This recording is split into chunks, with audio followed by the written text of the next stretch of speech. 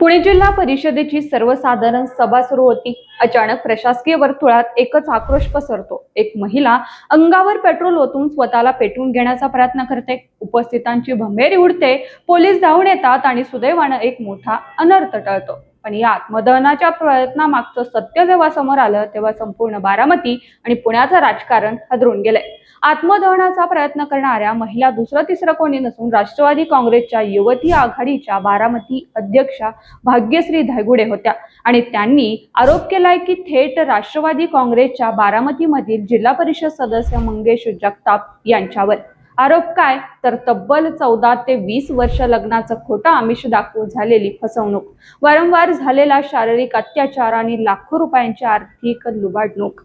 पीडितेच्या तक्रारीनंतर सुरुवातीला पुण्यातील बंड गार्डन पोलीस ठाण्यात गुन्हा दाखल झाला आणि घटनेचं गांभीर्य पाहून हा गुन्हा माळेगाव पोलीस ठाण्याकडे वर्ग करण्यात आला. पोलिसांनी BNS कलम 318(2) आणि कलम 69 अंतर्गत गुन्हा दाखल केला आहे.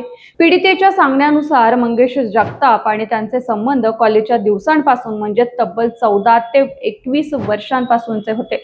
लग्नाचं आश्वासन देऊन हे नाते वर्षानुवर्ष टिकवून ठेवण्यात आलं. पण खरी कहाणी तर पुढेच आहे. काही काळानं मंगेश जगताप यांनी गुपचूप दुसरं लग्न केल्याचं पीडितेच्या लक्षात आलं. जेव्हा तिनं याबाबत जाब विचारला तेव्हा मंगेश आणि आपल्या पहिल्या पत्नीला घटस्फोट देणार असल्याचं सांगून काही कागदपत्र दाखवली. पण तपासात आणि पीडितेच्या दाव्यानुसार ही सर्व घटस्फोटाची कागदपत्रे पूर्णपणे बनावट होती. पीडितेचा आरोप आहे की महाबळेश्वरमध्ये रिसॉर्ट बुक झालं होतं. लग्नाची तारीखही ठरली होती, पण अचानक मंगेश पसार झाला. या संपूर्ण प्रकरणात केवळ मंगेशच नाही तर त्याचं कुटुंब, 2 मित्र आणि पोलीस खात्यात असलेली त्याची मेहुणी सुद्धा सामील असल्याचा गंभीर आरोप पीडितेने केला. या प्रकरणात फक्त भावनिक आणि शारीरिक फसवणूकच नाही तर 8 ते 10 लाख रुपयांची आर्थिक फसवणूक झाल्याचंही फिर्यादीत नमूद करण्यात आले.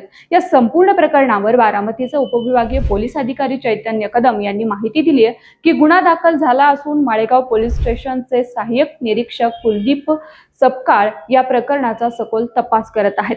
आरोपी मंगेश जगताप याच्या अटकेसाठी पोलिसांनी पथके रवाना केली आहेत. पुणे जिल्हा परिषदेत राष्ट्रवादी काँग्रेस सत्ताधारी आहे आणि मंगेश जगताप हे बारामती तालुक्यातील पक्षाचे महत्त्वाचे जिल्हा परिषद सदस्य आहेत.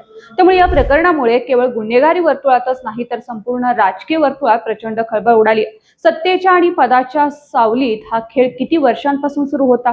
एका महिला पदाधिकाऱ्याला न्याय मिळवण्यासाठी थेट जिल्हा परिषद आत्मदहनाचं पाऊल का उचलावं लागलं, असे अनेक सवाल आता उपस्थित झालेत. आता या सगळ्यांचं लक्ष लागून राहिलंय ते म्हणजे पोलिसांच्या कारवाईकडे. पोलीस मंगेश जगतापला कधी अटक करतात आणि पीडितेला न्याय मिळतो का हे पाहणं महत्त्वाचं ठरेल. या संपूर्ण प्रकरणाबद्दल तुम्हाला काय वाटतं कमेंट करून नक्की सांगा आणि अशाच ताज्या आणि राजकीय आणि गुन्हेगारी विश्वातील अपडेट्ससाठी आपल्या पुणे प्राईम न्यूजला लाईक आणि सबस्क्राईब करायला विसरू नका.